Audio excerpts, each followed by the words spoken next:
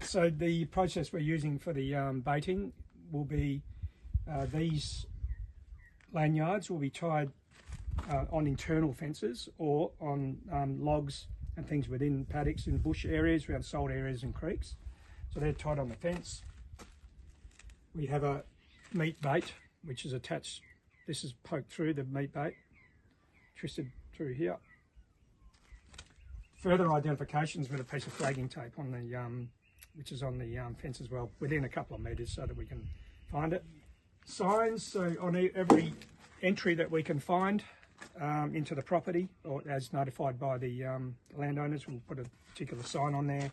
So typically with the rabbit control, with the 1080 baiting, at the moment we're having trouble getting hold of calicivirus, so we are using a lot more 1080 mixed oat grain.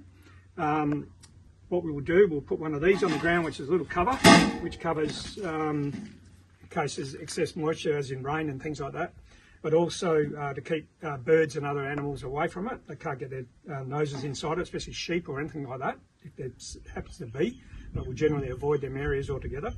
So the poison grain will go here, in the middle. And we'll put clean grain out here as a pre-feed and to lure them into the tunnel. So, Greg, can you tell me what the feedback's been from the farmers and what they've probably appreciated the most? Yeah, I think the daunting process is always preparation of the permits, which everybody hates because it's just the process that it takes with the government organisations. But so I've pretty much taken care of all that for the guys now. Signing, they're signing with their authority to go ahead on preparing and doing the submission, and then amendments, and then putting it into place. Taking the actual physical work off the guys in the field, like going out and placing the permits, placing the baits, I should say, monitoring them and then removing them is saving them a big task. Especially, for example, right now we're in the middle of a seeding period. They haven't got time for it. We're just coming into lambing now, so it probably would not have happened if it wasn't for this program. So hopefully we see some lambing, better lambing results this year, and also obviously reduction of these invasive species that are not only getting the lambs but also all our native animals. So yeah, I think it's a good cause, and everybody seems to be very appreciative of what's happening.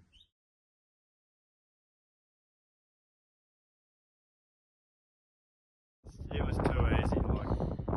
They're both at busy times on the farm, and it was a dream having Greg out and knowing that you could trust him and knowing he knew more about where to put the baits out than we ever would, and there was going to be a low risk to our own animals and our dogs.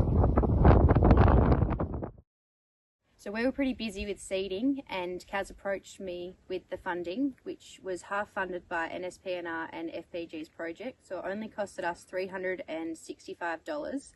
And with that, it was half an hour of my time to meet with Greg and look at our property, our buildings and sites I wanted to avoid, and then major areas to bait, like this creek line and any salt areas. From there, he then went and did the baiting and provided us with a map of exactly where each bait was. We've got a flag showing us where it is, and within 2 metres, he tied the bait on there safely so no other birds could take it and drop it away. So that we knew where the baits were, we could protect our dogs, and then we know that we're getting the percentage of foxes gone. It was so simple. We've got plenty of dead foxes all over the farm, and we didn't even have to go shooting all night out in the cold.